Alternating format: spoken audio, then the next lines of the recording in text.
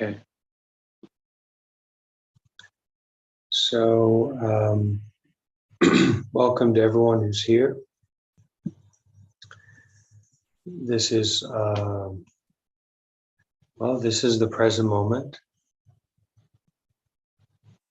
And if you're here in the present moment, you must be alive. And if you're here joining this, this meeting, this gathering, then you must be in relatively okay health. Because if we are in a health crisis, then we won't be here to meditate together.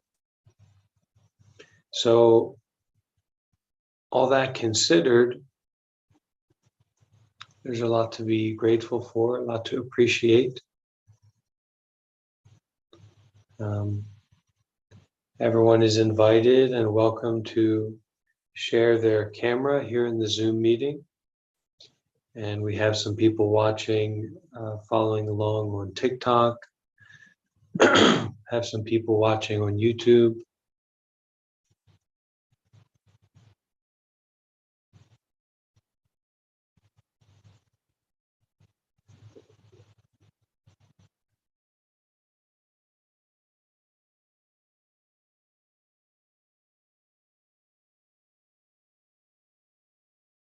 "'Tis the gift to be simple, 'tis the gift to be free."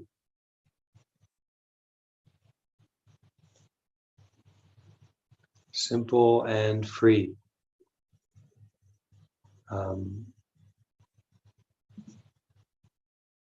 Not a lot of complicated thinking is necessary at this moment. Even if we have a cup of tea, or if we have a cappuccino, or if we are eating something, or taking a rest, or washing our body, actually nothing is very complicated, not needing to be complicated.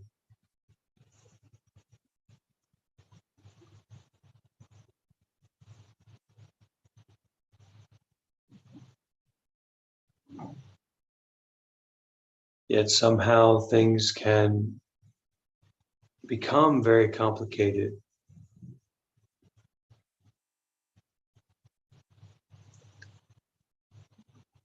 Even though we get what we want, and if this "we" is not suitable, you let me know. But even though there is getting what you want, still that complicatedness comes up, and that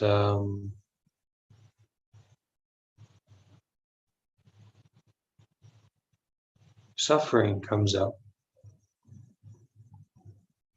Something's not quite right. And even when it is ideal, even when it is perfect, maybe we can't enjoy fully. We can't allow ourselves to enjoy.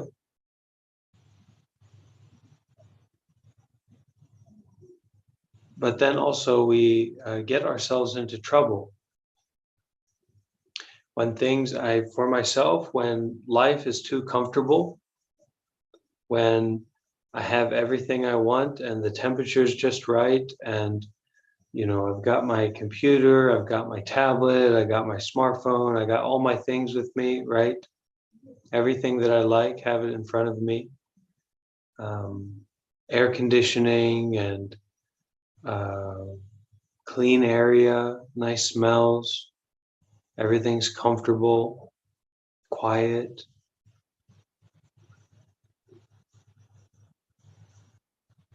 Still, that doesn't do it. And I get myself into trouble. I don't know. I find if the situation's too comfortable, I will get depressed, or I will get anxious, or I won't take care of my sleeping in the right way. I won't take care of my body in the right way. I won't take care of my mind in the right way. Somehow it seems to work like that if I'm too comfortable.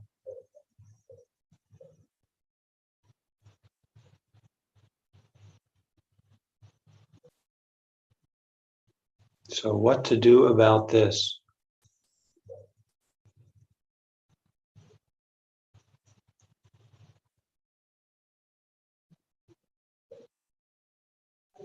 It's to give away. It's to abandon. It's to renounce. It's to free.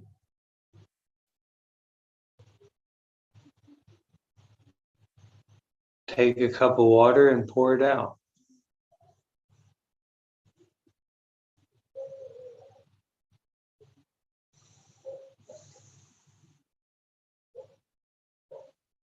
We breathe in and then breathing out.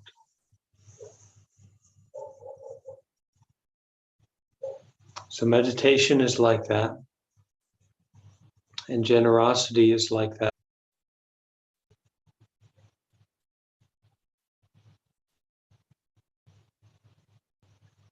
And if we can give everything away, my idea, my understanding, if I can give up everything, if I can give up my mind, give up my body, give up my possessions, then there is only freedom left.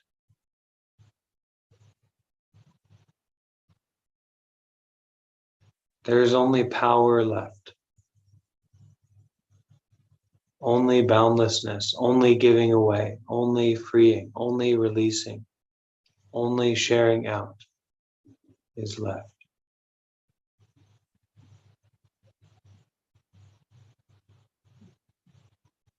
I feel we can all have an experience of that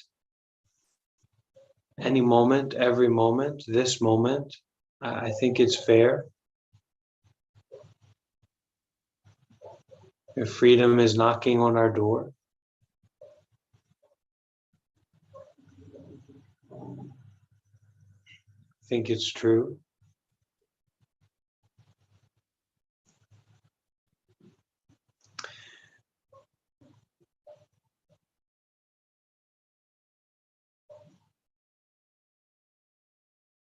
We are very strong to grasp and to get. We've exercised this muscle to get what we want.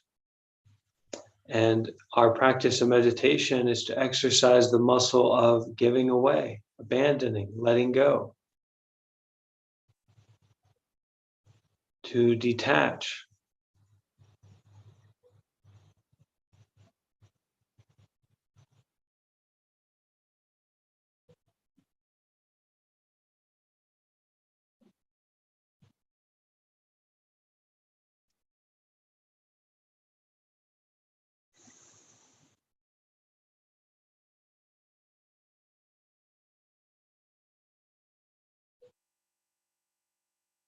Actually, there's not so much of a need for a meditation method or a complicated philosophy or a teacher to do this. It's natural. It's natural for a mother to care for her child,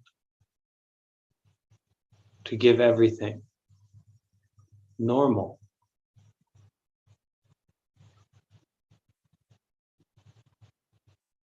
Also, we give everything to take care of ourselves.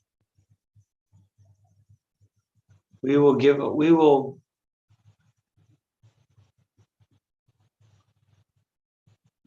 when it really comes down to it, right? If we have our finger on the button, so to speak, and it's either to really take care of yourself fully, to protect yourself, to make sure that you are free, safe, protected for an eternity.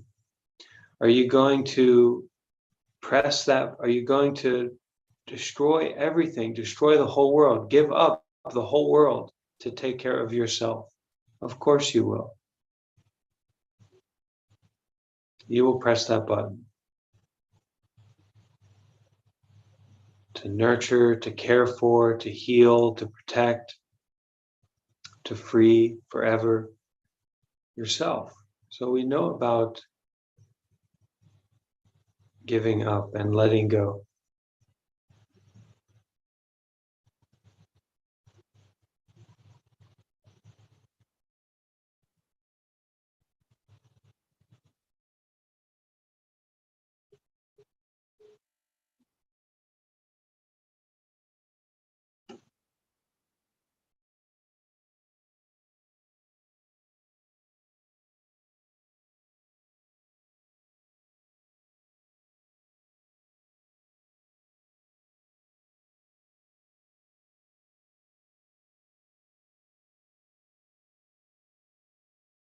Does anyone have a question so far at this point?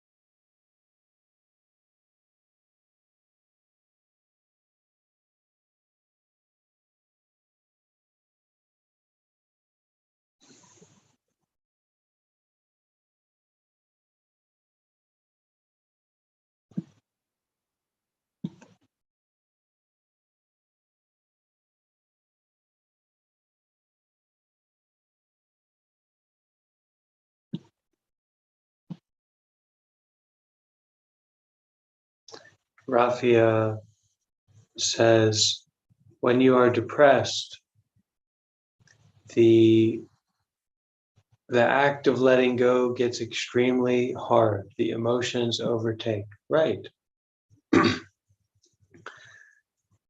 This is why I'm here. This is why I wear these robes.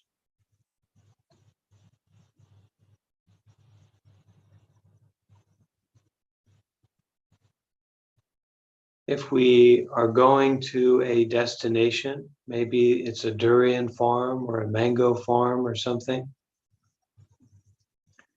it's great if you're enlightened and you're mindful, you're one with the universe, etc. Or you're thirsty, you need to get a drink of water. It's wonderful. Okay, you have these big, special spiritual ideas. Good for you. But we go step by step in the best direction we can go in.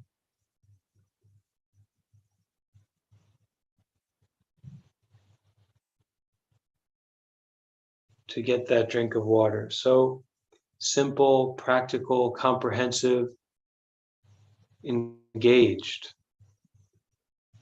It is difficult to let go.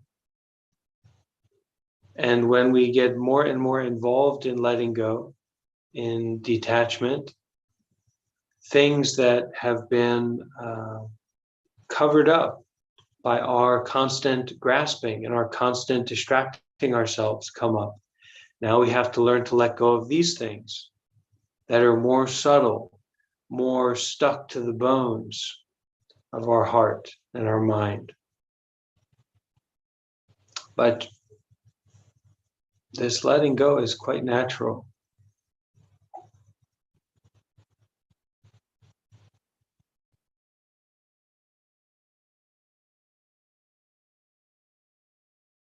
This safety, this freedom is natural.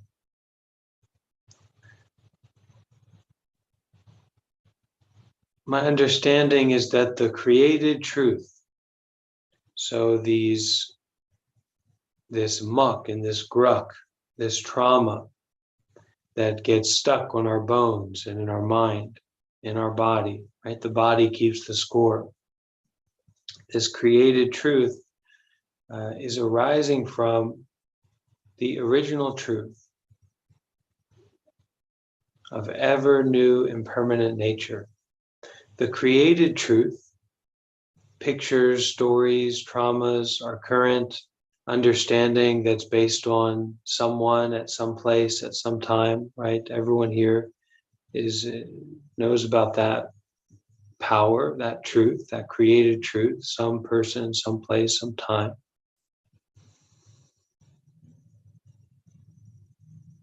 This created truth only can exist. It only gets its power from the truth of ever new impermanent nature, moment by moment impermanence.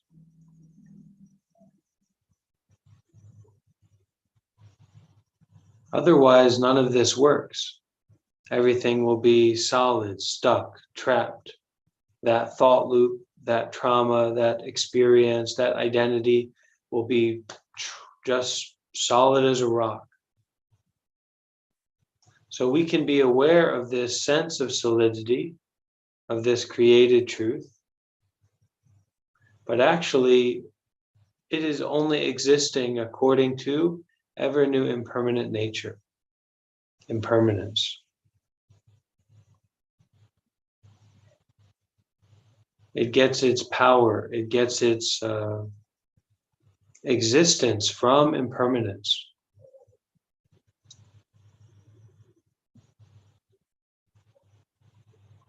So there are pleasurable things, there are painful things, there are boring things, and actually this is not important.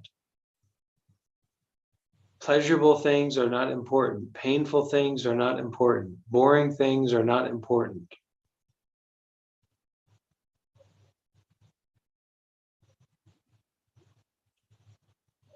Impermanence is important.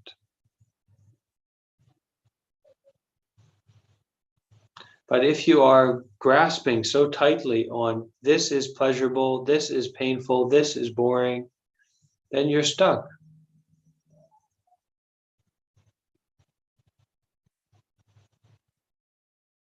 You're stuck in using the power of the created truth, the pictures, the stories. This sense of permanence is just an illusion. The smell is temporary. The feeling in the body is temporary. Of someone is temporary. It is so subject to change, and it is changing moment by moment. Looking from the view of someone.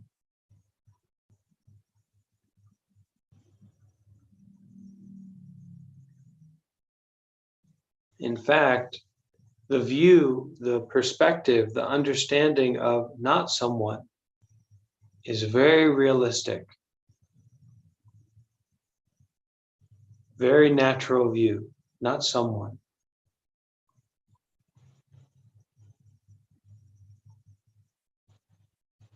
Not some place, not some time, not a story, not a movie.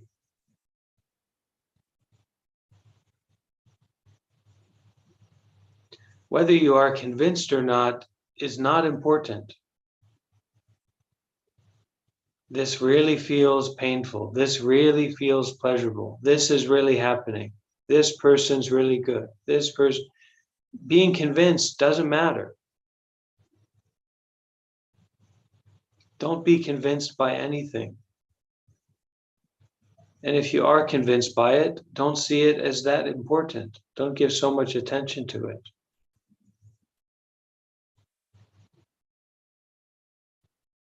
What is that thing that you are convinced in or believing in or involved with if there is not someone, viewing from the position of not someone?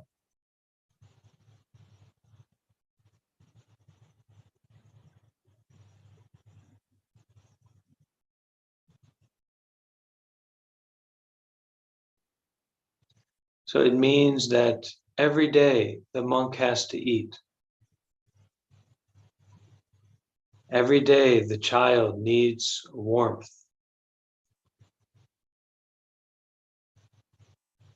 Every day we all need to take care.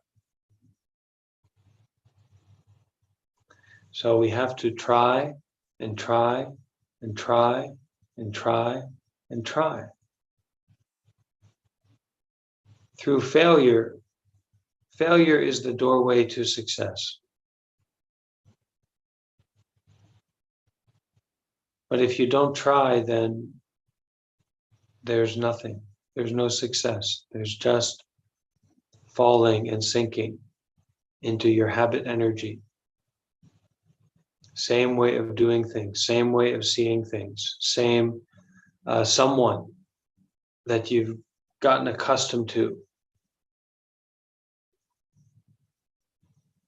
We need to abandon this someone, abandon this someplace.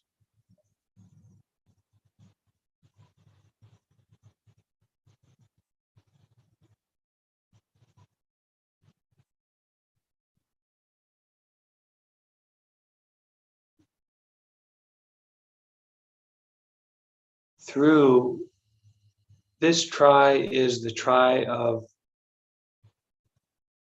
to relax the body and relax the mind. If we are using force, if we are trying to control, if we are trying to change it to make it the way we want it to be, then this is still the selfish effort. Actually, our practice is to relax.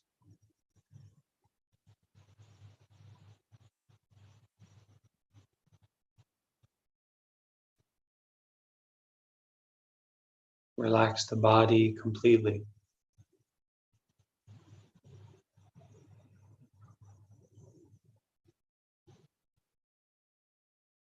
Relax the mind completely.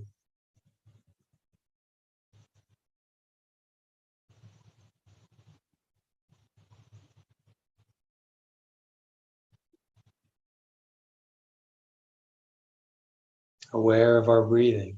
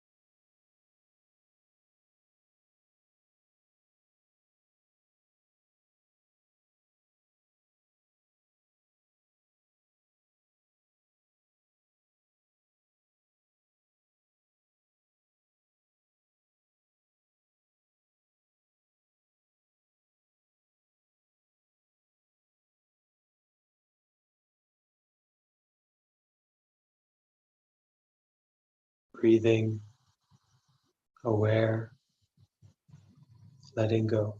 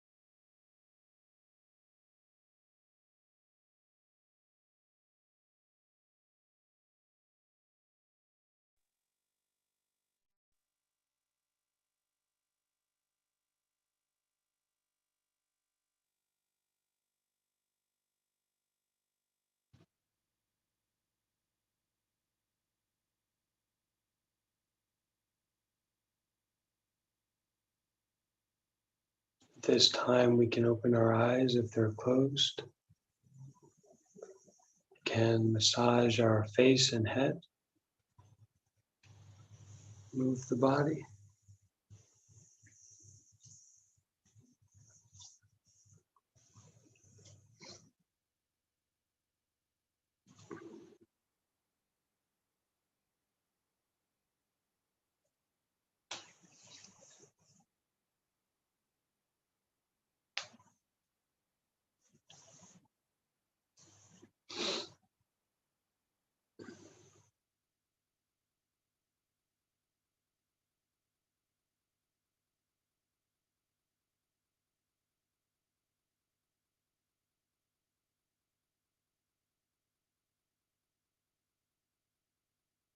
It's difficult, but we should try to remember that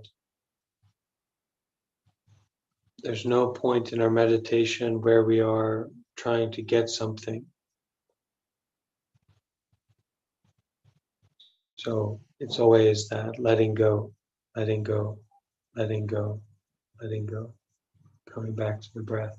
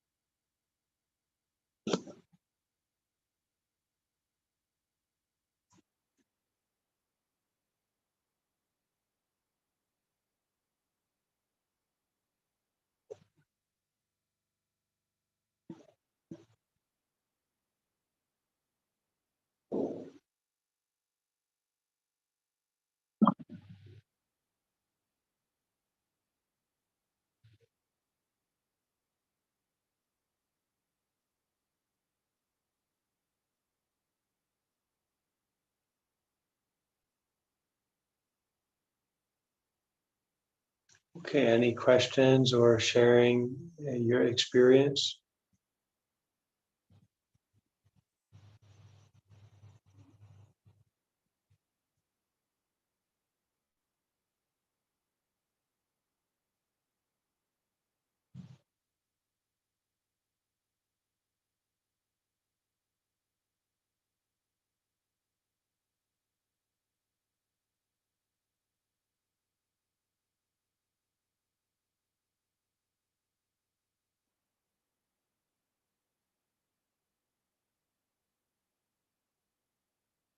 We can try to practice like this all the time. If it's not all the time, then it's not the right practice.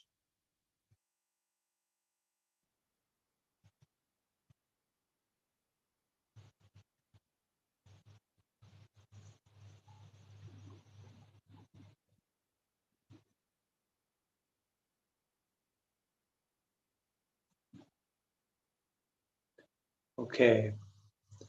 Karuna says, would you please say something about restlessness, the difference between restlessness and the need to take a break? If you are practicing well, and if you are doing good deeds well, then you need to take a full rest. But sometimes the conditions are not there to take a full rest, so you need to do only, experience only, and be ready to do more and more.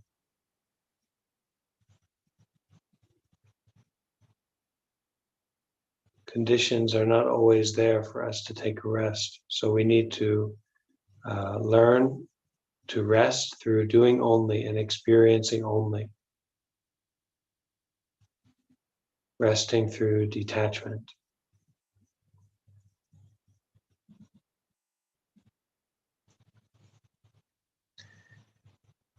Rafia says, whenever I meditate, some long lost memory comes to my mind, completely normal. and also that we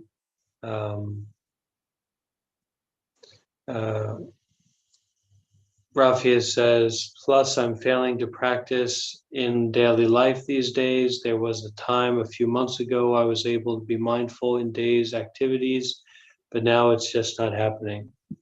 So detach from your daily life. There's no such thing as a daily life.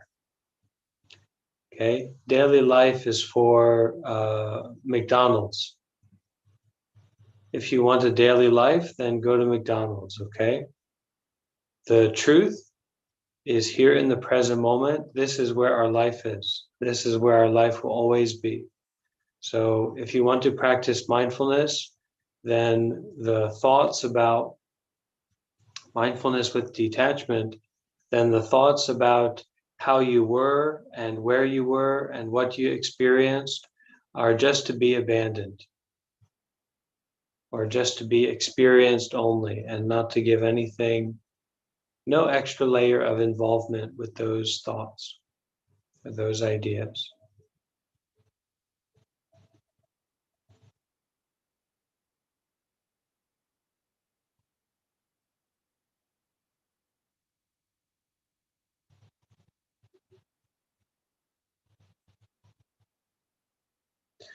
Thought is not important. Thought is the rising and passing away of feelings, sensations, mental formations. That's it. Okay, and the thoughts that you do have are to be used only and experienced only. So we use positive thinking. We control to detach. We remember to detach. We remember to step back. To use only, to experience only is to use with detachment, to experience with detachment, to experience with a willingness to let go. So that applies in our meditation, and it applies in our daily life thinking. 99.9% of our thoughts are non-practical, not important, just a waste of energy. So we're learning how to stop wasting energy. We're learning how to detach. The willingness to let go of our thoughts in meditation and then come back to our breathing. Coming back to our breathing is just an exercise of willingness. So that over time, as we practice all the time, as we come back to it now, it's more clear that to detach is natural. To be mindful is natural. To be uninvolved is according to nature, not according to us trying to control things or manipulate things. That's the issue in meditation, is that when we practice, these thoughts, these feelings, these experiences come up, mental or physical, and then, oh, that's what I grasp onto. That's me, that's I, you get involved. That's our habit. Because we're always using the created truth. We're always using the attachment mind, the grasping mind. In meditation, we are using the mind to abandon, to let go. And that's always the case. We think we're going to get something out of meditation, right? There's some development, there's some healing or peacifying or etc., or some state we want to experience in meditation. But actually, that's to be abandoned. Those things happen naturally, and they happen naturally according to our willingness to let go.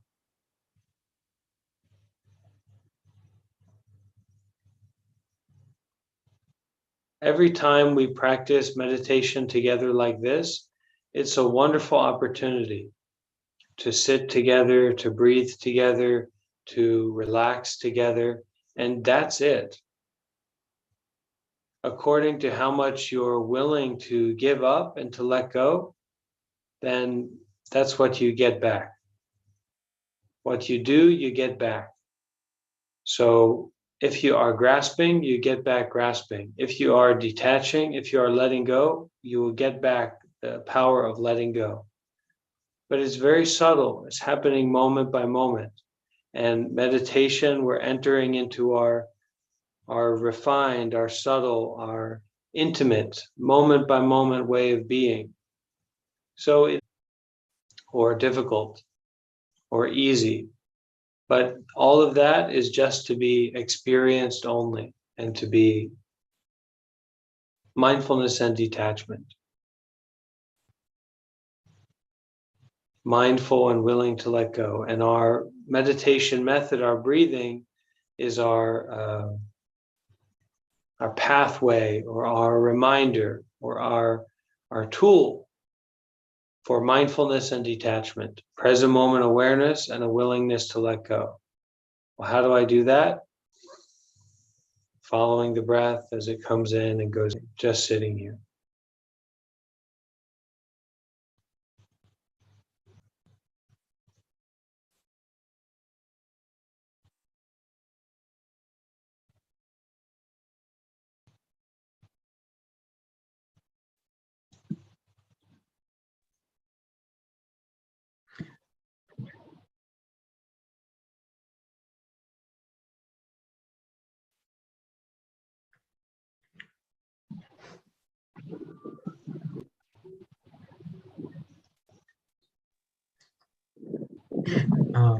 I also had another question, if I could ask. Okay. Yeah. I've recently seen some meditations that focus more on contemplative thought. So, like contemplating concepts like impermanence and non-self and so on. But is there a difference between this kind of thought and the normal thoughts we get in daily life, in life in general? Not until you get involved. Not until you have a depth of mindfulness and detachment and the power of your doing good deeds, the power of your generosity. It's just like going to the gym. If you want to get strong, get involved. Go for a walk, go for a jog, be around people who are playing a sport together, exercising together. Pick your poison, do whatever you want. Follow whoever you want. This kind of thinking can be more supportive for us to be mindful and to detach. But unless you're really getting involved, unless you're really showing up, then it's not important. And most of what we need to get involved and to develop is as simple as possible. You need to focus on don't kill, don't lie or speak harshly, don't commit sexual misconduct, don't take intoxicants. And which one did I miss? The mind, we're training the horse. Okay, so talking to the horse is not much important. Talking to the horse is not much important, but if it can help us to get involved and to be more interested and inspired, then that's great. That's good. And is thinking about milk and cereal and a big 55-inch 4K TV, is that less ideal than thinking about impermanence or no self? Sure, but it's all just thinking. So don't get stuck in the thinking. Get stuck in or get involved with doing good deeds, right? Get involved with finding a community to practice with in your area, right? Maybe there's a Buddhist temple in your area, or maybe there's a meditation group in your area. go for a long walk, see about doing a meditation retreat. But none of this is possible until we've done prerequisites, until we've kind of taken that initiative to get involved on our own end. And that's going to be true for anybody here. No one, you can't join this kind of activity unless you've done work. You've showed up and you've got involved in your life to a degree to where something like this is accessible for you. So that's what you need to prioritize, to get involved, to get support, to show up, right? So that's meditation, that's real Buddhist teachings. That means it's said and spoken to you in a way, the Dharma, in a way you can understand, in a way that you can digest. Okay, so it's the Buddha is like the meditation. The Dharma is the Buddhist teachings you can understand from Thich Nhat Hanh or Ajahn Brahm or whoever it is. And the Sangha, the community. You need to be with people who are interested in this stuff. Physically, mentally. That's the path.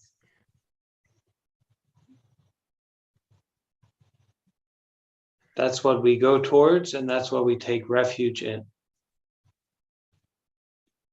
to develop. It doesn't need to be Buddhism. I recommend Buddhism, but it can be whatever, whatever. I mean, there's all kinds of people saying all kinds of stuff.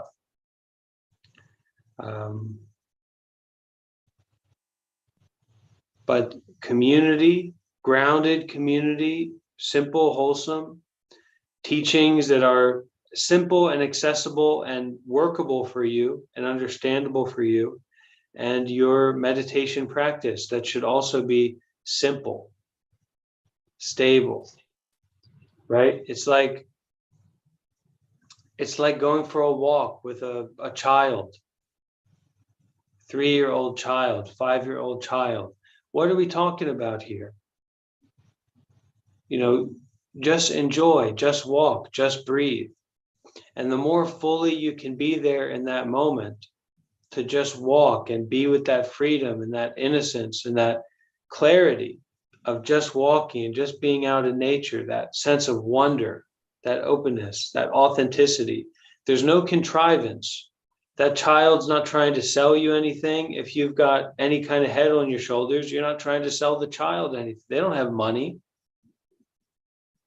So this is the kind of mindset that really is going to, for me, is the barometer for, like, the measuring stick for real spiritual practice, real spiritual community, teachers that I can look up to, that I can follow. It's natural, it's simple. There's not this scheme to get involved with.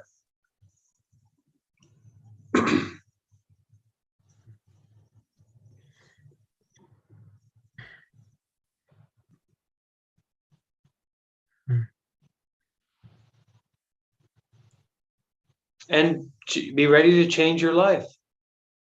If you're serious about impermanence and no self and dukkha, dissatisfaction, we're talking about, we're talking about the jungle. We're talking about getting real sick and not having health care. We're talking about dead people. Okay, we're talking about the real deal stuff. So you got to be ready to change your life. Okay, and there's a lot of different ways to go about that, but that you have to have that sense of readiness and depth and sincerity. Otherwise, somebody who's riding on their privilege and talks about this stuff, believes in this stuff, right? And we want, this is something to bring to the coffee shop. All the Buddhist teachings, all the Dharma, all the Sangha is in a cup of cappuccino. I've experienced, right? It's all right here, but you have to get involved. Otherwise, you're having a cappuccino at Starbucks, or you're not, you can't even enjoy cappuccino. You have to have sweet drinks. You have to have a Frappuccino, mocha latte, pink unicorn, right? And dead people is that dukkha, anatta, anicca, no self, right? And impermanence and suffering. Like this it's a trip. You know, it's a big, big trip. It's like if you took a very high dosage of some kind of psychedelics, you know, people are talking about it, all excited about these days, right? And it's not the special experience that you're going to have from that. That's not what it is.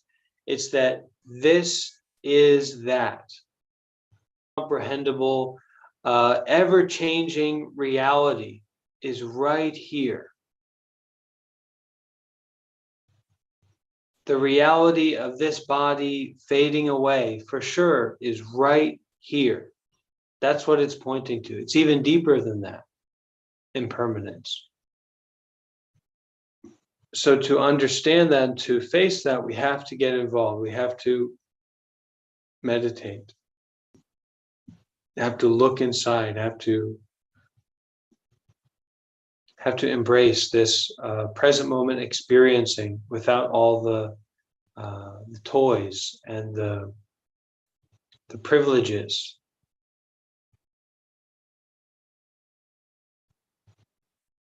Without all the movement, without all the involvement.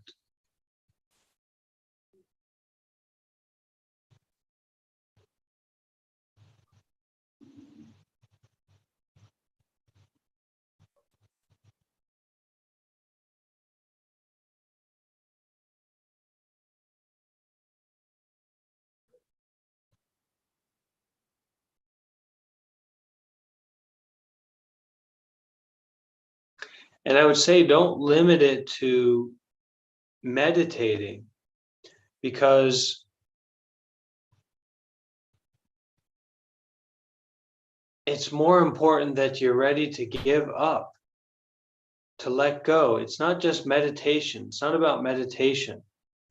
You know, everybody's saying meditation, meditation, and you know, oh, I meditate 2 hours a day. I meditate 3 hours a day. That doesn't mean anything. Are you ready to give up your body? Are you ready to give up your mind? Are you ready to be trained? Are you ready to wake up from the dream that you've been in for your entire life? So you sitting there and meditating for 2 hours or 3 hours or whatever isn't really that. It might be that. It might become that. It might take you to that. But it's more that you, for me at least, that I was willing to reach out for help. And I was willing to let go of everything that I had so that I could be helped. But that's not about someone. It's not about some place. It's not about some time. See, that's where the trick comes in. That's where someone says, hey, you know, give me all your stuff and I'll lead the way for you. No, it's not about someone. It's not about some place. It's not about some time, but it's this willingness to abandon fully and see where that takes you, right? Life becomes an exploration and a trying and a reaching out and an embracing and a generosity, a giving away of everything that you've built up and accumulated.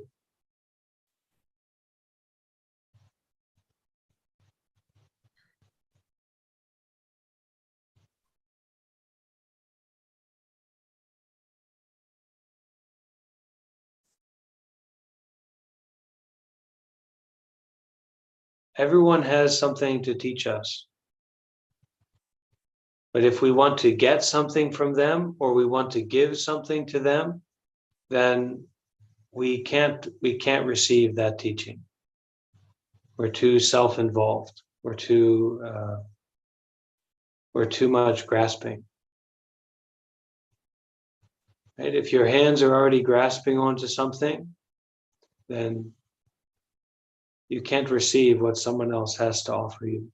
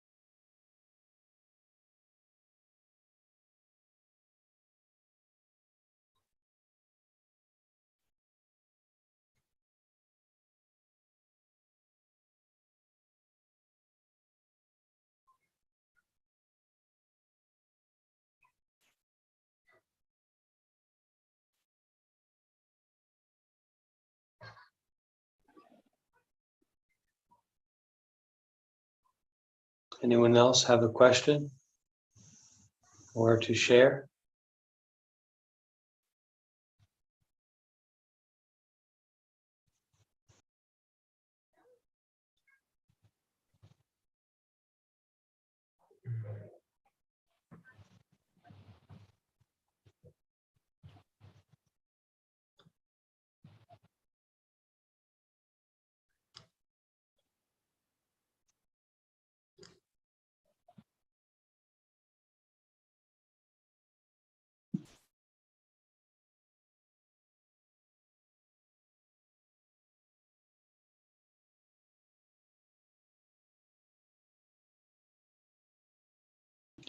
Okay. So in Buddhism, we value very highly the language Pali, because in the ancient time of the Buddha, nothing was written down. There's not a written language at that time that the Buddha used, as far as we know. So a couple hundred years later, there were some things written down, and they were written down according to the memorization of the monks. So the monks memorized what the Buddha said, and the philosophy and the teachings and the stories through chanting and through recitation. And so up to this day, in the Buddhist world, chanting is a big deal, to share blessings, communicate, and to express different states of mind, different teachings. I like to finish our session together with chanting of paying homage to the Buddha. So that's Namo Tassa Bhagavato Arahato Samma Sambuddhassa 3 times, and then finishing with sadhu. And I invite everyone here to do your best to chant along with me, chant together with me, and we'll finish with that, okay? We can all bring our hands together.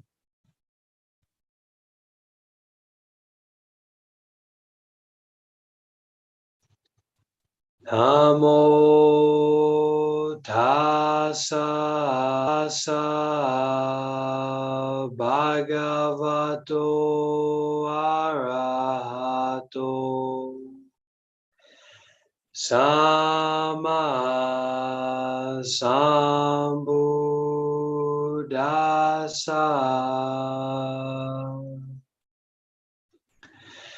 Namo Arahato Samma Sambuddhassa.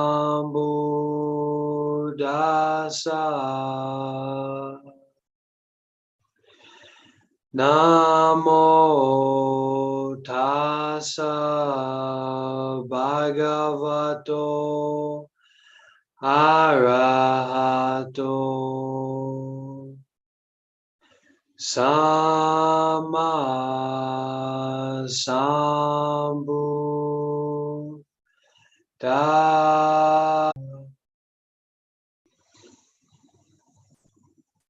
Sadhu.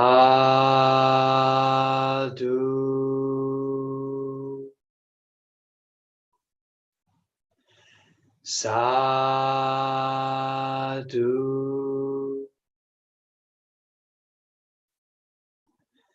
Sadhu.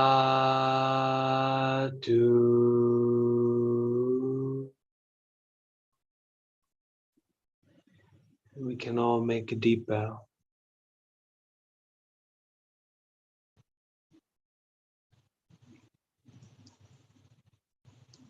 Thank you all for being here with me. Let's practice all the time, more and more, doing good deeds, mindfulness, and willing to let go of whatever comes up. Okay, thank you. Bye-bye. Thank you so much. Thank you, Bhante. Thank you.